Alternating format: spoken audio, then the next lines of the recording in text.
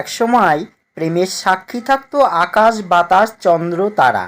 এখন প্রেমের সাক্ষী হলো screenshot, call recording, selfie, video. পাত্রী দেখতে গিয়ে যদি দেখেন মেয়ের মা একাই 100 আর মেয়ের বাবা চুপচাপ, তাহলে আপনিও চুপচাপ চা শেষ করে কেটে পড়ুন। ছেলেপক্ষ মেয়ে দেখতে এসে মেয়েকে বলল, একটু হেঁটে দেখাও তো মা। মেয়ে হাঁটতে হাঁটতে বয়ফ্রেন্ডের বাড়িতে চলে গেছে, আর আসেনি। স্ত্রী, নিচের ফ্লোরে মহিলার সঙ্গে তোমার কি চক্কর চলছে? স্বামী, কেন? আমি তো চিনিই না। স্ত্রী, তবে সে বলছে কেন ওপরওয়ালা তার সঙ্গে আছে? বাবা, তোমায় রিয়াকে বিয়ে করতে হবে। ছেলে, আমি পারুম না। বাবা, কেন পারবি না? রিয়া গুণবতী, রূপবতী, ভাগ্যবতী। ছেলে, আমি সোনিয়াকে বিয়ে করুম। বাবা, কেন? ছেলে, সোনিয়া আরও এক ধাপে গিয়ে। বাবা, কিভাবে? ছেলে, সোনিয়া গর্ভবতী। নতুন বউ শ্বশুর বাড়িতে সকাল সকাল তাড়াতাড়ি ঘুম থেকে উঠে গেছে। শাশুড়ি দেখে খুশি হয়ে বলল, বৌমা এত তাড়াতাড়ি উঠে কি করবে? যাও আরও কিছুক্ষণ শুয়ে পড়ো।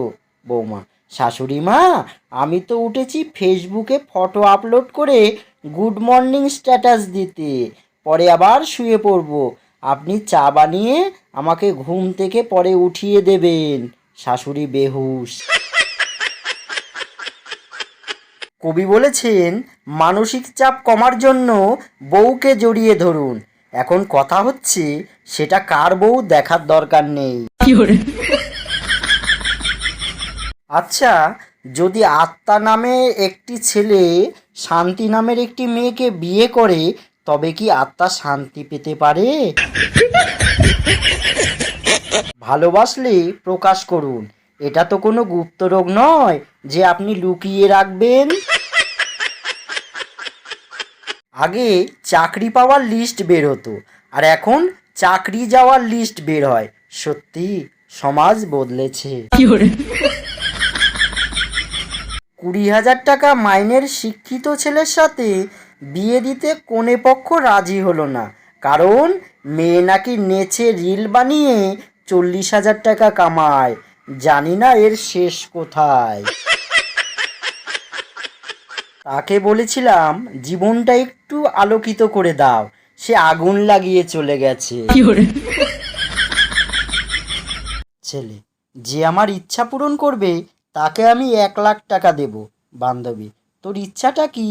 ছেলে, আমার 2,00,000 টাকা চাই। আমার প্রিয় ইউটিউব পরিবারের সদস্য, সবাইকে জানাই বাংলা হাসির ভাণ্ডারের পক্ষ থেকে অসংখ্য ধন্যবাদ। সকলে ভালো থাকবেন, সুস্থ থাকবেন, আর জোকসগুলো শুনে কেমন লাগলো কমেন্ট করে জানাবেন। আর চ্যানেলটিকে প্লিজ সাপোর্ট করে যাবেন। যারা এখনও পর্যন্ত সাবস্ক্রাইব করেননি প্লিজ সাবস্ক্রাইব করে দেবেন। আজকে এই পর্যন্ত রাখছি। ধন্যবাদ সবাইকে।